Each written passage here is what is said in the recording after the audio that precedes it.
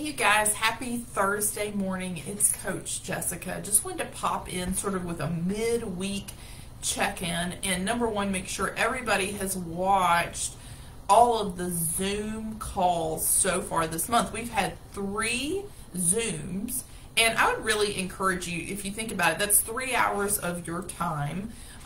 There's nothing, you can watch the Zoom, but it's mostly just me talking.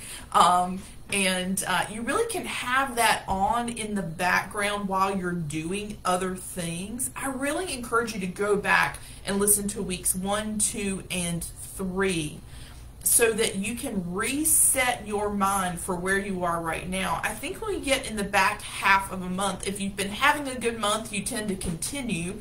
If you've been struggling a little bit, you tend to continue. And waiting until the beginning of a next month makes no sense at all. And actually, that's something that Ed really kind of latches onto and says, you know what, just start next month. Just start at the beginning of next month. And it's only the 20th. This month has 31 days. You still have 11 days to really turn things around. You can start today, right now, the next decision right now, and do the right thing. And in 11 days, you will be so much happier and in such a better place. So don't give into that temptation to just continue if you're not doing well. Today matters. You know, we only actually ever have one day at a time. We don't have next week. We don't have yesterday. All we have is today. And while we can learn from yesterday, today's decisions are today's decisions only. And so I just want to encourage you to take this in bite-sized pieces. If you're in a slide, don't let that slide continue. You have the authority and the power to change things. Dig your heels in and decide today, the next decision that I have to make, I'm going to make the right one. You have the tools. If you aren't using the tools, then you are not pursuing freedom. If you are not checking in daily and stating what your intentions are, you're not pursuing freedom. If you're not speaking back to Ed, if you're not recognizing your danger zones, if you have not done the journal assignments, you're not seeking freedom with your whole heart. And you know, you guys all know this, for most of us, this is something we've struggled with for decades, sometimes since childhood, as far back as you can remember. Food has been a struggle. So to think that you're not going to have to do some work in order to turn things around is just wrong. So today, decide, what do I need to do? What's the first thing I can do? Go back, listen to those Zooms, go back, print out the tools, start today. It doesn't matter if you didn't use them on Sunday, Monday, Tuesday, and Wednesday. You can do it today. You can choose to participate. You can choose to be grateful. You can choose to get rest tonight. You can choose to have movement. You can choose to eat things that won't harm your body today. Today matters. I also want to talk about the power of your words and your language. It matters so much what you say. As we move into next week, week 4, we're really going to be talking about specifically the power of our words and taking authority in the way that we speak. But I want to talk to you about even just adjusting your language. When you say things like, I always fail after 2 weeks on plan.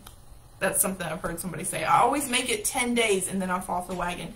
You are going to always make it 10 days and fall off the wagon. So there's 2 things to adjust in a statement like that. One, instead of saying I always, because when you say that, you are speaking that into existence.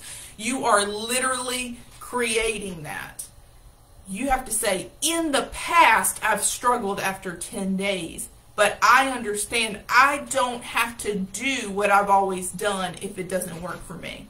And that's a truth. It doesn't matter if you have done something 1,000 times. If you discover that it does not work for you and it's not working well for your life, you don't have to do it 1,001 times. And so you need to get that into your soul. But by saying, I always eat in front of the TV, you are going to set yourself up because you're hearing those words that you speak. And when you sit down in front of that TV, you've heard yourself say it, you are going to feel like you are compelled to do that. Instead, you have to say, in the past, I have eaten in front of the TV, but I understand that that feeds my compulsion, and I'm not going to do that today. That is powerful. That's you taking authority. Earlier I said fell off the wagon. It's one of my least favorite things to ever hear people say. You know why? Falling off a wagon is something that happens to you. You don't have any responsibility for that. You're riding a wagon and you fall. That's an accident, right? Like, it happened to you.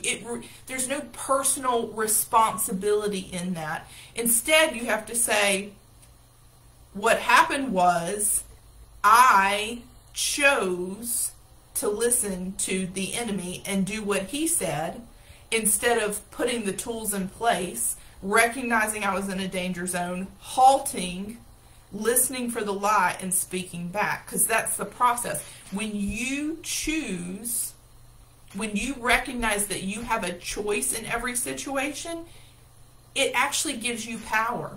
It's not a blame game, but you taking responsibility for the choices that you make. Once you have a tool to make a different decision, it is your responsibility, right? Ed plays a role. He plants a thought. But once you become aware that Ed only lies, it is your responsibility then to choose to combat those lies with truth.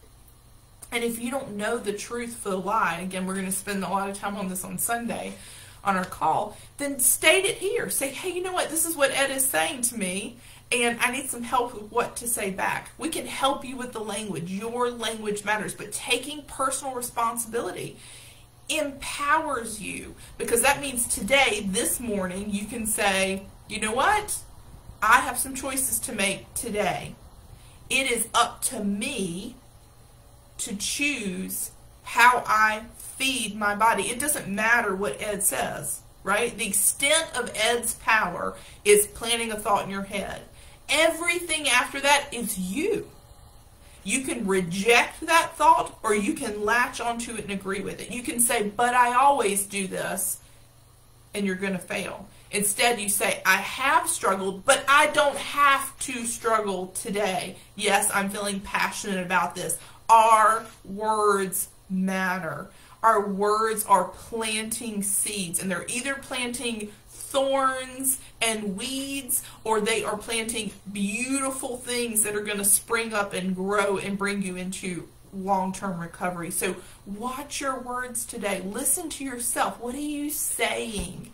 Are the things you're saying like bringing you to the next level, or are they keeping you stuck in an old way?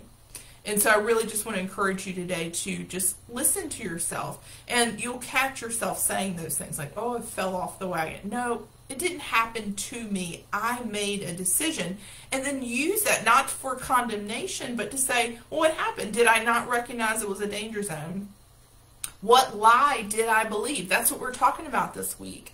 Identifying the specific lie. You can't come back at a lie with the truth if you don't know what the lie is that you believe. But I'm telling you, Ed always is offering you something. He whispers something seductive to you, and you say, because in order for you to act on a thought that you have to agree with it.